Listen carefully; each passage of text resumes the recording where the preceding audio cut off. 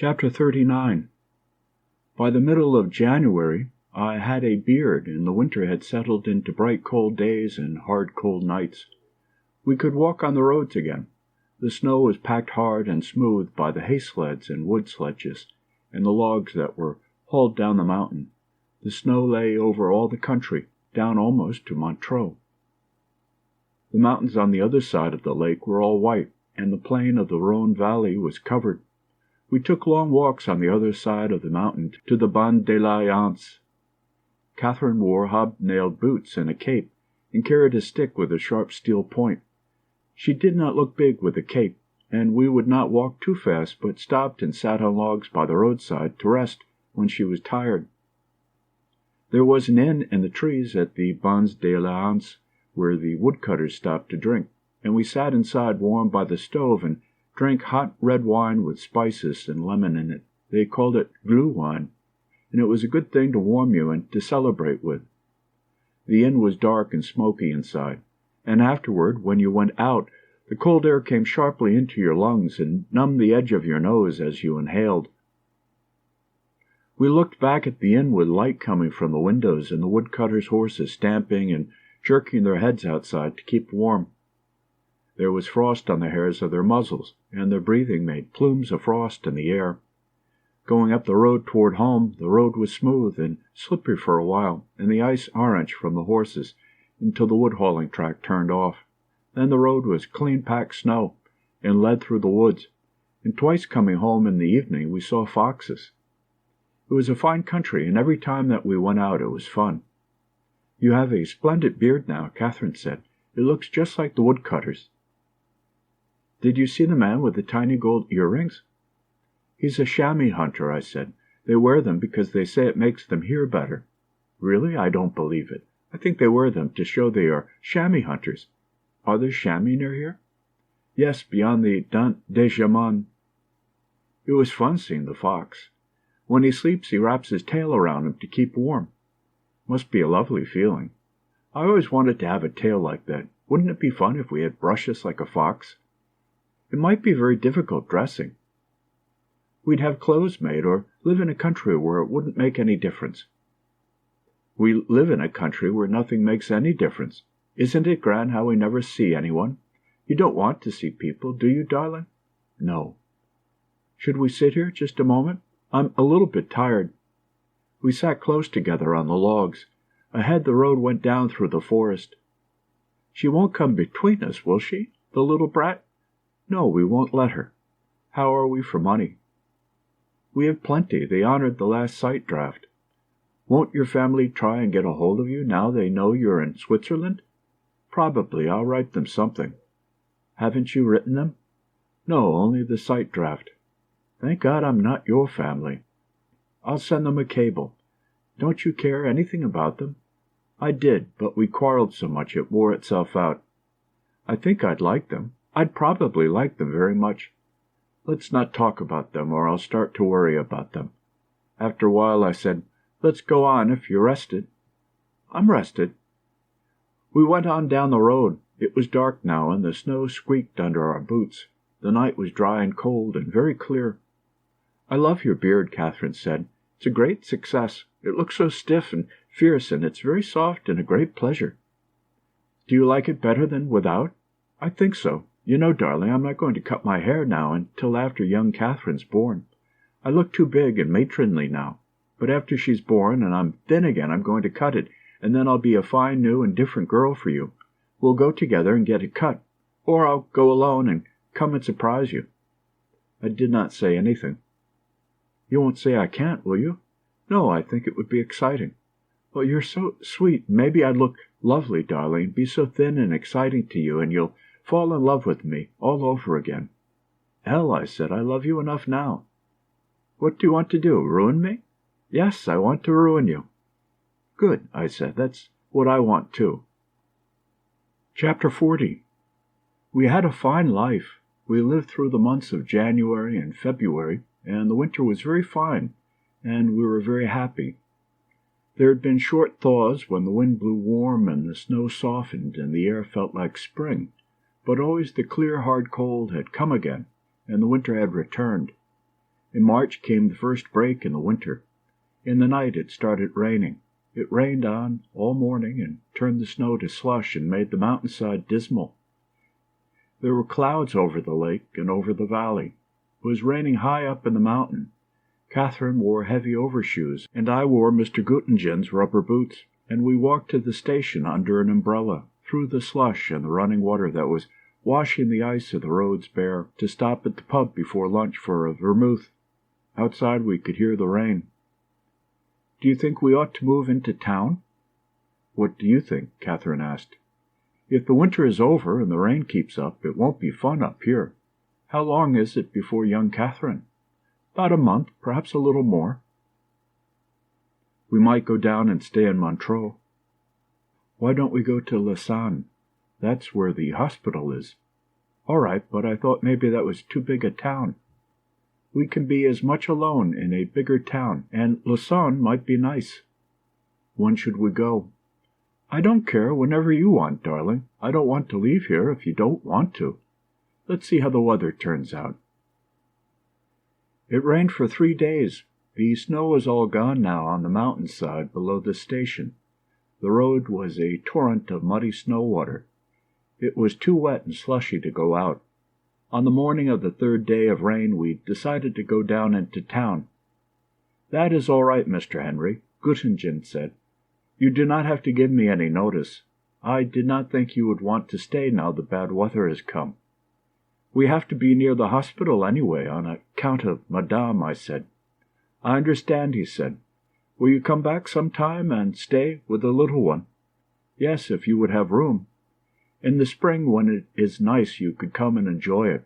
We could put the little one and the nurse in the big room that is closed now, and you and Madame could have your same room looking out over the lake." "I'll write about coming," I said. We packed and left on the train that went down after lunch. Mr. and Mrs. Göttingen came down to the station with us, and he hauled our baggage down on a sled through the slush. They stood beside the station in the rain, waving goodbye. They were very sweet, Catherine said. They were fine to us. We took the train to Lausanne from Montreux. Looking out the window toward where we had lived, you could not see the mountains for the clouds. The train stopped in Vevey, then went on, passing the lake on one side, and on the other the wet brown fields and the bare woods and the wet houses. We came into Lausanne and went into a medium-sized hotel to stay. It was still raining as we drove through the streets and into the carriage entrance of the hotel. The concierge with brass keys on his lapels, the elevator, the carpets on the floors, and the white wash bowls with shining fixtures, the brass bed and the big comfortable bedroom all seemed very great luxury after the Göttingens. The windows of the room looked out on a wet garden with a wall topped by an iron fence. Across the street, which sloped steeply, was another hotel with a similar wall and garden. I looked out at the rain falling in the fountain of the garden. Catherine turned on all the lights and commenced unpacking. I ordered a whiskey and soda, and lay on the bed and read the papers I had bought at the station. It was March 1918, and the German offensive had started in France. I drank the whiskey and soda, and read while Catherine unpacked and moved around the room. "You know what I have to get, darling," she said. "What?" "Baby clothes. There aren't many people reach my time without baby things. You can buy them." "I know. That's what I'll do tomorrow. I'll find out what is necessary." "You ought to know. You were a nurse. But so few of the soldiers had babies in the hospitals." "I did." She hit me with a pillow and spilled the whiskey and soda. "I'll order you another," she said. "I'm sorry I spilled it. There wasn't much left. Come on over to the bed. No, I have to try and make this room look like something." "Like what?" "Like our home. Hang out the Allied flags." "Oh, shut up." "Say it again." "Shut up. You say it so cautiously," I said, "as though you didn't want to offend anyone." "I don't." "Then come over to the bed." All right. She came and sat on the bed. "I know I'm no fun for you, darling. I'm like a big flour barrel." "No, you're not. You're beautiful and you're sweet." "I'm just something very ungainly that you've married." "No, you're not. You're more beautiful all the time." But I will be thin again, darling. You're thin now. You've been drinking. Just whiskey and soda." "There's another one coming," she said. "And then should we order dinner up here?" "That will be good." "Then we won't go out, will we? We'll just stay in tonight." "And play," I said. "I'll drink some wine," Catherine said. "It won't hurt me. Maybe we can get some of our old white Capri." "I know we can," I said. "They'll have Italian wines at a hotel this size." The waiter knocked at the door. He brought the whiskey in a glass with ice, and beside the glass on a tray a small bottle of soda. "Thank you," I said. "Put it down there. Will you please have dinner for two brought up here, and 2 bottles of dry white Capri in ice?" "Do you wish to commence your dinner with soup?" "Do you want soup, Cat?" "Please. Bring soup for 1. "Thank you, sir." He went out and shut the door. I went back to the papers, and the war in the papers, and poured the soda slowly over the ice into the whiskey. I would have to tell them not to put ice in the whiskey. Let them bring the ice separately. That way we could tell how much whiskey there was, and it would not be suddenly too thin from the soda. I would get a bottle of whiskey and have them bring ice and soda. That was the sensible way. Good whiskey was very pleasant. It was one of the pleasant parts of life. "What are you thinking, darling?" "About whiskey." "What about whiskey?" "About how nice it is." Catherine made a face. "All right," she said. We stayed at the hotel 3 weeks. It was not bad. The dining room was usually empty, and very often we ate in our room at night. We walked in the town and took the cogwheel railway down to Ouchy and walked beside the lake. The weather became quite warm, and it was like spring. We wished we were back in the mountains, but the spring weather lasted only a few days, and then the cold rawness of the breaking up of winter came again. Catherine bought the things she needed for the baby, up in the town. I went to a gymnasium in the arcade to box for exercise. I usually went up there in the morning while Catherine stayed late in bed.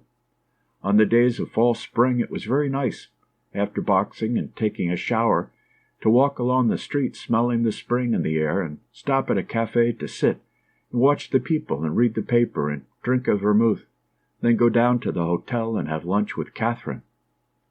The professor at the boxing gymnasium wore mustaches and was very precise and jerky, and went all to pieces if you started after him. But it was pleasant at the gym. There was good air and light, and I worked quite hard, skipping rope, shadow boxing, doing abdominal exercises, lying on the floor in a patch of sunlight that came through the open window, and occasionally scaring the professor when we boxed. I could not shadow box in front of the narrow long mirror at first, because it looked so strange to see a man with a beard boxing. But finally I just thought it was funny. I wanted to take off the beard as soon as I started boxing, but Catherine did not want me to. Sometimes Catherine and I went for rides out in the country in a carriage. It was nice to ride when the days were pleasant, and we found 2 good places where we could ride out to eat. Catherine could not walk very far now, and I loved to ride out along the country roads with her. When there was a good day we had a splendid time, and we never had a bad time. We knew the baby was very close now, and it gave us both a feeling as though something were hurrying us, and we could not lose any time together. Chapter 41. One morning I awoke about 3 o'clock, hearing Catherine stirring in the bed. "Are you all right, Cat?" "I've been having some pains, darling." "Regularly?" "No, not very." "If you have them at all regularly, we'll go to the hospital." I was very sleepy, and went back to sleep. A little while later I woke again. "Maybe you'd better call up the doctor," Catherine said. "I think maybe this is it." I went to the phone and called the doctor. "How often are the pains coming?" he asked. "How often are they coming, Cat?" "I should think every quarter of an hour." "You should go to the hospital, then," the doctor said. "I will dress and go there right away myself." I hung up and called the garage near the station to send up a taxi.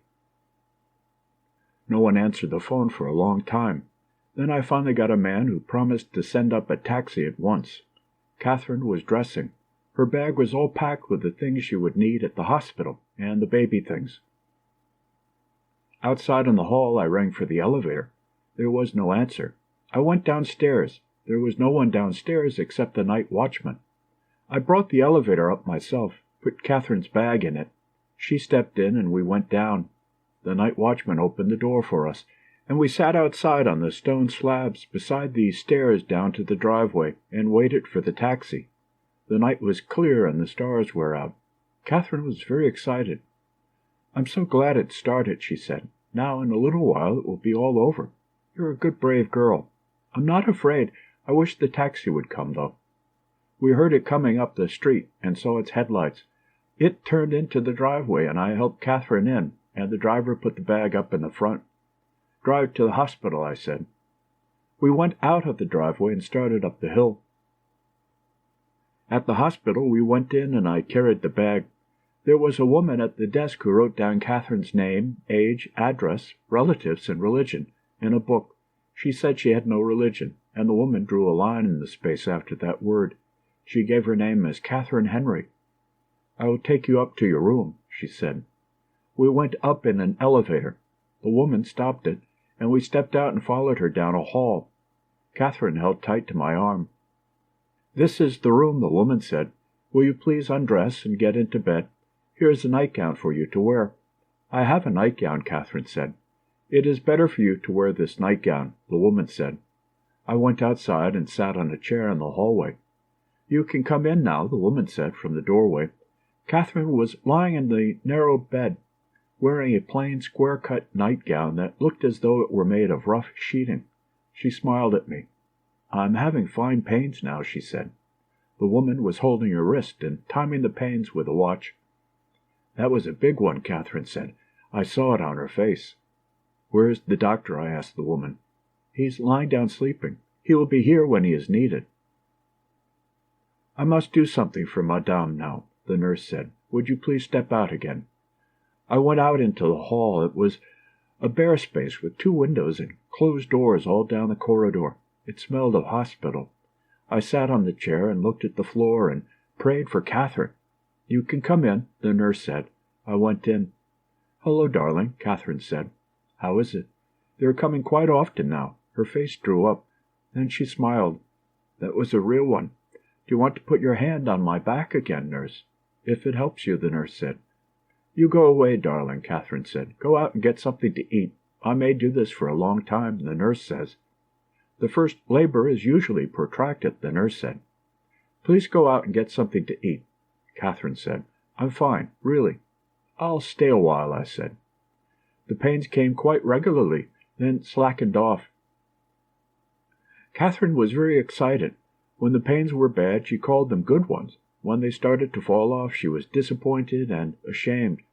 "You go out, darling," she said. "I think you are just making me self-conscious." Her face tightened up. "There, that was better. I so want to be a good wife and have this child without any foolishness. Please go and get some breakfast, darling, and then come back. I won't miss you. Nurse is splendid to me." "You have plenty of time for breakfast," the nurse said. "I'll go then. Goodbye, sweet." "Goodbye," Catherine said, "and have a fine breakfast for me, too." "Where can I get breakfast?" I asked the nurse. "There is a cafe down the street at the square," she said. "It should be open now." Outside it was getting light. I walked down the empty street to the cafe. There was a light in the window. I went in and stood at the zinc bar, and an old man served me a glass of white wine and a brioche. The brioche was yesterday's. I dipped it in the wine and then drank a glass of coffee. "What do you do at this hour?" the old man asked. "My wife is in labor at the hospital." "So, I wish you good luck. Give me another glass of wine." He poured it from the bottle, slopping it over a little, so some ran down on the zinc. I drank this glass, paid, and went out. Outside along the street were the refuse cans from the houses, waiting for the collector. A dog was nosing at one of the cans. "What do you want?" I asked, and looked in the can to see if there was anything I could pull out for him. There was nothing on top but coffee grounds, dust, and some dead flowers. "There isn't anything, dog," I said. The dog crossed the street. I went up the stairs in the hospital to the floor Catherine was on, and down the hall to her room. I knocked on the door. There was no answer. I opened the door. The room was empty, except for Catherine's bag on a chair and her dressing gown hanging on a hook on the wall. I went out and down the hall, looking for somebody. I found a nurse." "Where is Madame Henry?" "A lady has just gone to the delivery room." "Where is it? I will show you." She took me down to the end of the hall.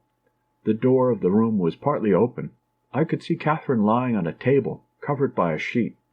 The nurse was on one side, and the doctor stood on the other side of the table, beside some cylinders. The doctor held a rubber mask attached to a tube in one hand. "I will give you a gown, and you can go in," the nurse said. "Come in here, please." She put a white gown on me and pinned it at the neck and back with a safety pin. "Now you can go in," she said. I went into the room. "Hello, darling," Catherine said in a strained voice. "I'm not doing much." "You are Mr. Henry?" the doctor asked. "Yes. How is everything going, doctor?" "Things are going very well," the doctor said. "We came in here where it is easy to give gas for the pains." "I want it now," Catherine said. The doctor placed the rubber mask over her face and turned a dial, and I watched Catherine breathing deeply and rapidly. Then she pushed the mask away. The doctor shut off the petcock. "That wasn't a very big one. I had a very big one a while ago. The doctor made me go clear out. Didn't you, doctor?" Her voice was strange. It rose on the word doctor. The doctor smiled. "I want it again," Catherine said. She held the rubber tight to her face and breathed fast. I heard her moaning a little. Then she pulled the mask away and smiled. "That was a big one," she said. "That was a very big one. Don't you worry, darling. You go away. Go have another breakfast." "I'll stay," I said. We'd gone to the hospital about 3 o'clock in the morning. At noon, Catherine was still in the delivery room. The pains had slackened again. She looked very tired and worn now, but she was still cheerful. "I'm not any good, darling," she said. "I'm so sorry. I thought I would do it very easily. Now, there's one." She reached out her hand for the mask and held it over her face. The doctor moved the dial and watched her. In a little while it was over. "Wasn't much," Catherine said. She smiled. "I'm a fool about the gas. It's wonderful." "We'll get some for the home," I said. "There one comes," Catherine said quickly. The doctor turned the dial and looked at his watch. "What is the interval now?" I asked. "About a minute." "Don't you want lunch?" "I will have something pretty soon," he said. "You must have something to eat, doctor," Catherine said. "I'm so sorry I go on so long. Couldn't my husband give me the gas?" "If you wish," the doctor said, "you turn it to the numeral 2. "I see," I said. There was a marker on a dial that turned with a handle. "I want it now," Catherine said. She held the mask tight to her face. I turned the dial to number 2, and when Catherine put down the mask, I turned it off. It was very good of the doctor to let me do something. "Did you do it, darling?" Catherine asked. She stroked my wrist. "Sure. You're so lovely." She was a little drunk from the gas. "I will eat from a tray in the next room," the doctor said. "You can call me any moment." While the time passed, I watched him eat. Then, after a while, I saw that he was lying down and smoking a cigarette. Catherine was getting very tired. "Do you think I'll ever have this baby?" she asked. "Yes, of course you will." "I try as hard as I can. I push down, but it goes away. There it comes. Give it to me." At 2 o'clock, I went out and had lunch. There were a few men in the cafe sitting with coffee and glasses of kirsch or mark on the tables. I sat down at a table. "Can I eat?" I asked the waiter. "It is past time for lunch." "Isn't there anything for all hours?" "You can have choucroute." "Give me choucroute and beer." "A demi or a bock?" "A light demi." The waiter brought a dish of sauerkraut with a slice of ham over the top, and a sausage buried in the hot wine-soaked cabbage. I ate it and drank the beer. I was very hungry. I watched the people at the tables in the cafe. At one table they were playing cards. 2 men at the table next me were talking and smoking. The cafe was full of smoke. The zinc bar where I had breakfasted had 3 people behind it now. The old man, a plump woman in a black dress who sat behind a counter and kept track of everything served to the tables, and a boy in an apron.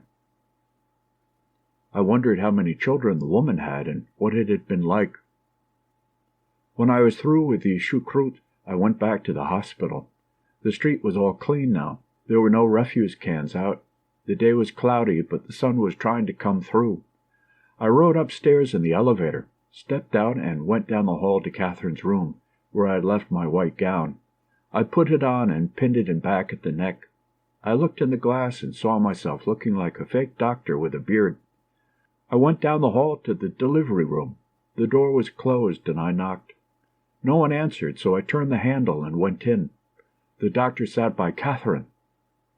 The nurse was doing something at the other end of the room. "Here is your husband," the doctor said. "Oh, darling, I have the most wonderful doctor," Catherine said in a very strange voice. "He's been telling me the most wonderful story, and when the pain came too badly, he put me all the way out. He's wonderful. You're a wonderful doctor." "You're drunk," I said. "I know it," Catherine said, "but you shouldn't say it." "Then give it to me. Give it to me." She clutched hold of the mask and breathed short and deep, pantingly, making the respirator click. Then she gave a long sigh, and the doctor reached with his left hand and lifted away the mask. "That was a very big one," Catherine said. Her voice was very strange. "I'm not going to die now, darling. I'm past where I was going to die. Aren't you glad?" "Don't you get in that place again." "I won't. I'm not afraid of it, though. I won't die, darling." "You will not do any such foolishness," the doctor said. "You would not die and leave your husband." "Oh, no, I won't die. I wouldn't die. It's silly to die. There it comes. Give it to me." After a while, the doctor said, "You will go out, Mr. Henry, for a few moments, and I will make an examination." "He wants to see how I am doing," Catherine said. "You can come back afterward, darling. Can't he, doctor?" "Yes," said the doctor. "I will send word when he can come back." I went out the door and down the hall to the room where Catherine was to be after the baby came. I sat in a chair there and looked at the room. I had the paper in my coat that I had bought when I went out for lunch, and I read it. It was beginning to be dark outside, and I turned the light on to read. After a while I stopped reading and turned off the light and watched it get dark outside. I wondered why the doctor did not send for me. Maybe it was better I was away. He probably wanted me away for a while. I looked at my watch. If he did not send for me in 10 minutes, I would go down anyway. Poor, poor dear cat, and this was the price you paid for sleeping together. This was the end of the trap. This was what people got for loving each other. Thank God for gas, anyway. What must it have been like before there was any anesthetics? Once it started, they were in the mill race. Catherine had a good time in the time of the pregnancy. It wasn't bad. She was hardly ever sick. She was not awfully uncomfortable until toward the last. So now they got her in the end. You'll never get away with anything. Get away, hell. It would have been the same if we had been married 50 times. And what if she should die? She won't die. People don't die in childbirth nowadays. That was what all husbands thought. Yes, but what if she should die? She won't die. She's just having a bad time. The initial labor is usually protracted. She's only having a bad time. Afterward, we'd say what a bad time, and Catherine would say it wasn't really so bad. But what if she should die? She can't die. Yes, but what if she should die? She can't, I tell you. Don't be a fool. It's just a bad time. It's just nature giving her hell. It's only the first labor, which is almost always protracted. Yes, but what if she should die? She can't die. Why would she die? What reason is there for her to die? There's just a child that has to be born, the byproduct of good nights in Milan. Makes trouble and is born, and then you look after it and get fond of it, maybe. But what if she should die? She won't die, but what if she should die? She won't. She's all right, but what if she should die? She can't die. What if she should die? Hey, what about that? What if she should die? The doctor came into the room. How does it go, doctor? It doesn't go, he said. What do you mean? Just that I made an examination. He detailed the results of the examination. Since then I've waited to see, but it doesn't go. What do you advise? There are two things. Either a high forceps delivery, which can tear and be quite dangerous, besides being possibly bad for the child, and a caesarean. What is the danger of a caesarean? What if she should die? It should be no greater than the danger of an ordinary delivery. Would you do it yourself? Yes, I would need possibly an hour to get things ready and to get the people I would need. Perhaps a little less. What do you think? I would advise a cesarean operation. If it were my wife, I would do a cesarean. What are the after effects? There are none. There is only the scar. What about infection? The danger is not so great as in a high forceps delivery. What if you just went on and did nothing? You would have to do something eventually. Mrs. Henry is already losing much of her strength. The sooner we operate now, the safer. Operate as soon as you can, I said. I will go and give the instructions. I went into the delivery room. The nurse was with Catherine, who lay on the table, big under the sheet, looking very pale and tired. Did you tell him he could do it? She asked. Yes. Isn't that grand? Now it will be all over in an hour. I'm almost done, darling. I'm going all to pieces. Please give me that. It doesn't work. Oh, it doesn't work. Breathe deeply. I am. Oh, it doesn't work anymore. It doesn't work. Get another cylinder, I said to the doctor. That is a new cylinder. I'm just a fool, darling, Catherine said, but it doesn't work anymore. She began to cry. Oh, I wanted so to have this baby and not make trouble, and now I'm all done and all gone to pieces, and it doesn't work. Oh, darling, it doesn't work at all. I don't care if I die if it will only stop. Oh, please, darling, please make it stop. There it comes. Oh, oh, oh, she breathed sobbingly in the mask. It doesn't work. It doesn't work. It doesn't work. Don't mind me, darling. Please don't cry. Don't mind me. I'm just gone all to pieces. You poor sweet. I love you so, and I'll be good again. I'll be good this time. Can't they give me something? If they could only give me something. I'll make it work. I'll turn it all the way. Give it to me now. I turned the dial all the way, and as she breathed hard and deep, her hand relaxed on the mask. I shut off the gas and lifted the mask. She came back from a long way away. That was lovely, darling. Oh, you're so good to me. You be brave, because I can't do that all the time. It might kill you. I'm not brave any more, darling. I'm all broken. They've broken me. I know it now. Everybody is that way. But it's awful. They just keep it up till they break you. In an hour it will be over. Isn't that lovely, darling? I won't die, will I? No, I promise you won't, because I don't want to die and leave you. But I get so tired of it, and I feel I'm going to die. Nonsense. Everybody feels that. Sometimes I know I'm going to die. You won't. You can't. But what if I should? I won't let you. Give it to me, quick. Give it to me. Then afterward, I won't die. I won't let myself die. Of course you won't. You'll stay with me? Not to watch it. No, just to be there. Sure, I'll be there all the time. You're so good to me. There, give it to me. Give me some more. It's not working. I turned the dial to 3 and then 4. I wished the doctor would come back. I was afraid of the numbers above 2. Finally, a new doctor came in with 2 nurses, and they lifted Catherine onto a wheeled stretcher, and we started down the hall. The stretcher went rapidly down the hall and into the elevator, where everyone had to crowd against the wall to make room. Then up, then an open door, and out of the elevator and down the hall on rubber wheels to the operating room. I did not recognize the doctor with his cap and mask on. There was another doctor and more nurses. They've got to give me something, Catherine said. They've got to give me something. Oh, please, doctor, give me enough to do some good. One of the doctors put a mask over her face, and I looked through the door and saw the bright, small amphitheater of the operating room. You can go in the other door and sit up there, a nurse said to me. There were benches behind a rail that looked down on the white table and the lights. I looked at Catherine. The mask was over her face, and she was quiet now. They wheeled the stretcher forward. I turned away and walked down the hall. 2 nurses were hurrying toward the entrance to the gallery. It's a cesarean, one said. They're going to do a cesarean. The other one laughed. We're just in time. Aren't we lucky? They went in the door that led to the gallery. Another nurse came along. She was hurrying too. You go right in there. Go right in, she said. I'm staying outside. She hurried in. I walked up and down the hall. I was afraid to go in. I looked out the window. It was dark, but in the light from the window, I could see it was raining. I went into a room at the far end of the hall and looked at the labels on bottles in a glass case.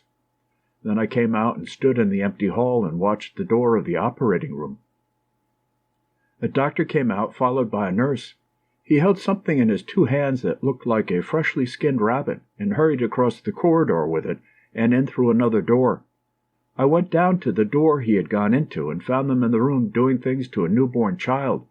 The doctor held him up for me to see. He held him by the heels and slapped him. "Is he all right?" "He's magnificent. He'll weigh 5 kilos." I had no feeling for him.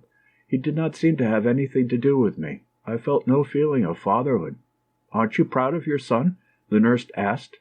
They were washing him and wrapping him in something. I saw the little dark face and dark hand, but I did not see him move or hear him cry.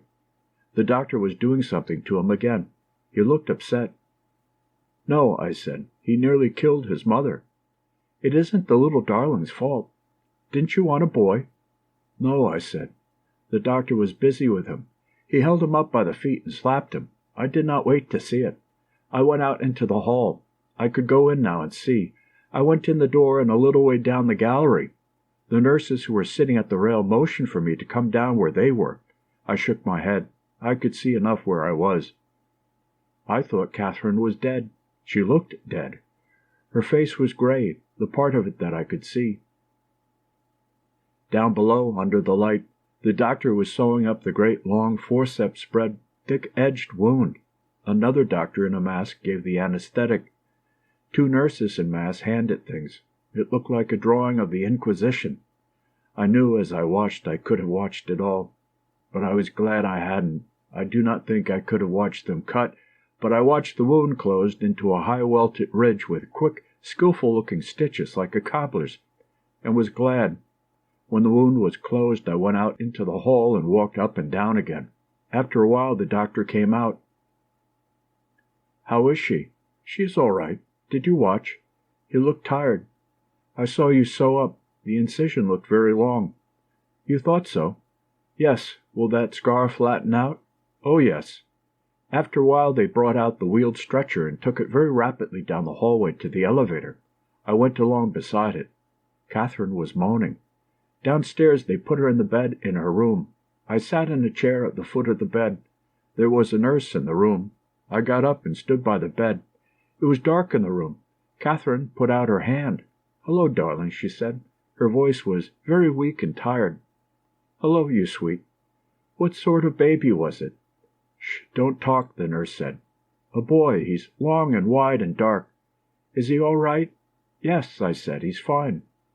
I saw the nurse look at me strangely. "I'm awfully tired," Catherine said, "and I hurt like hell. Are you all right, darling?" "I'm fine. Don't talk." "You were lovely to me. Oh, darling, I hurt dreadfully. What does he look like?"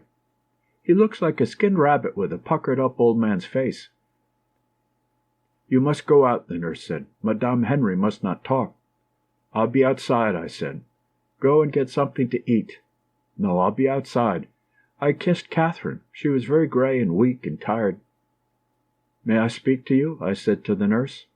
She came out in the hall with me. I walked a little way down the hall. "What's the matter with the baby?" I asked. "Didn't you know?" "No." "He wasn't alive." "He was dead?" "They couldn't start him breathing. The cord was caught around his neck or something." "So he's dead?" "Yes, it's such a shame. He was such a fine big boy. I thought you knew." "No," I said. "You better go back in with Madame." I sat down on the chair in front of a table where there were nurses' reports hung on clips at the side, and looked out of the window. I could see nothing but the dark and the rain falling across the light from the window. So that was it. The baby was dead. That was why the doctor looked so tired. But why had they acted the way they did in the room with him? They supposed he would come around and start breathing, probably. I had no religion, but I knew he ought to have been baptized. But what if he never breathed at all? He hadn't. He had never been alive, except in Catherine. I felt him kick there often enough, but I hadn't for a week. Maybe he was choked all the time. Poor little kid. I wish the hell I'd been choked like that. No, I didn't. Still, there would not be all this dying to go through. Now Catherine would die. That was what you did. You died. You did not know what it was about. You never had time to learn. They threw you in and told you the rules, and the first time they caught you off base, they killed you. Or they killed you gratuitously, like Aimo. Or gave you the syphilis, like Rinaldo. But they killed you in the end. You could count on that. Stay around and they would kill you. Once in camp, I put a log on top of the fire, and it was full of ants. As it commenced to burn, the ants swarmed out and went first toward the center where the fire was, then turned back and ran toward the end. When there were enough on the end, they fell off into the fire. Some got out, their bodies burnt and flattened, and went off, not knowing where they were going. But most of them went toward the fire, and then back toward the end, and swarmed on the cool end, and finally fell off into the fire. I remember thinking at the time that it was the end of the world and a splendid chance to be a messiah and lift the log off the fire and throw it out where the ants could get off onto the ground. But I did not do anything but throw a tin cup of water on the log so that I would have the cup empty to put whiskey in before I added water to it. I think the cup of water on the burning log only steamed the ants. So now I sat out in the hall and waited to hear how Catherine was. The nurse did not come out, so after a while I went to the door and opened it very softly and looked in. I could not see at first because there was a bright light in the hall and it was dark in the room. Then I saw the nurse sitting by the bed and Catherine's head on a pillow, and she all flat under the sheet. The nurse put her finger to her lips, then stood up and came to the door. "How is she?" I asked. "She's all right," the nurse said. "You should go and have your supper and then come back if you wish." I went down the hall and then down the stairs and out the door of the hospital, and down the dark street in the rain to the café. It was brightly lighted inside, and there were many people at the tables. I did not see a place to sit, and a waiter came up to me and took my wet coat and hat, and showed me a place at a table across from an elderly man who was drinking beer and reading the evening paper. I sat down and asked the waiter what the plat du jour was. "Veal stew, but it is finished." "What can I have to eat?" "Ham and eggs? Eggs with cheese? Or choucroute?" "I had choucroute this noon," I said. "That's true," he said. "That's true. You ate choucroute this noon." He was a middle-aged man with a bald top to his head, and his hair slicked over it. He had a kind face. "What do you want, ham and eggs or eggs with cheese?" "Ham and eggs," I said, "and beer. A demi-blonde." "Yes," I said. "I remembered," he said. "You took a demi-blonde this noon." I ate the ham and eggs and drank the beer. The ham and eggs were in a round dish, the ham underneath and the eggs on top. It was very hot, and at the first mouthful I had to take a drink of beer to cool my mouth. I was hungry, and I asked the waiter for another order. I drank several glasses of beer. I was not thinking at all, but read the paper of the man opposite me. It was about the breakthrough on the British front. When he realized I was reading the back of his paper, he folded it over. I thought of asking the waiter for a paper, but I could not concentrate. It was hot in the café and the air was bad. Many of the people at the tables knew one another. There were several card games going on. The waiters were busy bringing drinks from the bar to the tables. 2 men came in and could find no place to sit. They stood opposite the table where I was. I ordered another beer. I was not ready to leave yet. It was too soon to go back to the hospital. I tried not to think, and to be perfectly calm. The men stood around, but no one was leaving, so they went out. I drank another beer. There was quite a pile of saucers now on the table in front of me. The man opposite me had taken off his spectacles, put them away in a case, folded his paper and put it in his pocket, and now sat holding his liqueur glass and looking out at the room. Suddenly I knew I had to get back. I called the waiter, paid the reckoning, got into my coat, put on my hat, and started out the door. I walked through the rain up to the hospital. Upstairs I met the nurse coming down the hall. "I just called you at the hotel," she said. Something dropped inside me. "What is wrong?" "Miss Henry has had a hemorrhage." "Can I go in?" "No, not yet. The doctor is with her." "Is it dangerous?" "It is very dangerous." The nurse went into the room and shut the door. I sat outside in the hall. Everything was gone inside of me. I did not think. I could not think. I knew she was going to die, and I prayed that she would not. "Don't let her die. Oh, God, please don't let her die. I'll do anything for you if you won't let her die. Please, please, please, dear God, don't let her die. Dear God, don't let her die. Please, please, please don't let her die. God, please make her not die. I'll do anything you say if you don't let her die. You took the baby, but don't let her die. That was all right, but don't let her die. Please, please, dear God, don't let her die." The nurse opened the door and motioned with her finger for me to come. I followed her into the room. Catherine did not look up when I came in. I went over to the side of the bed. The doctor was standing by the bed on the opposite side. Catherine looked at me and smiled. I bent down over the bed and started to cry. "Poor darling," Catherine said, very softly. She looked gray. "You're all right, Cat," I said. "You're going to be all right." "I'm going to die," she said. Then waited and said, "I hate it." I took her hand. "Don't touch me," she said. I let go of her hand. She smiled. "Poor darling, you touch me all you want. You'll be all right, Cat. I know you'll be all right. I meant to write you a letter to have if anything happened, but I didn't do it." "Do you want me to get a priest or anyone to come and see you?" "Just you," she said. Then a little later, "I'm not afraid. I just hate it." "You must not talk so much," the doctor said. "All right," Catherine said. "Do you want me to do anything, Cat? Can I get you anything?" Catherine smiled. "No." Then a little later, "You won't do our things with another girl, or say the same things, will you?" "Never." "I want you to have girls, though." "I don't want them." "You are talking too much," the doctor said. "Mr. Henry must go out. He can come back again later. You are not going to die. You must not be silly." "All right," Catherine said. "I'll come and stay with you nights," she said. It was very hard for her to talk. "Please go out of the room," the doctor said. "You cannot talk." Catherine winked at me, her face gray. "I'll be right outside," I said. "Don't worry, darling," Catherine said. "I'm not a bit afraid. It's just a dirty trick." "You dear, brave, sweet." I waited outside in the hall. I waited a long time. The nurse came to the door and came over to me. "I'm afraid Mrs. Henry is very ill," she said. "I'm afraid for her." "Is she dead?" "No, but she is unconscious." It seemed she had one hemorrhage after another. They couldn't stop it. I went into the room and stayed with Catherine until she died. She was unconscious all the time, and it did not take her very long to die.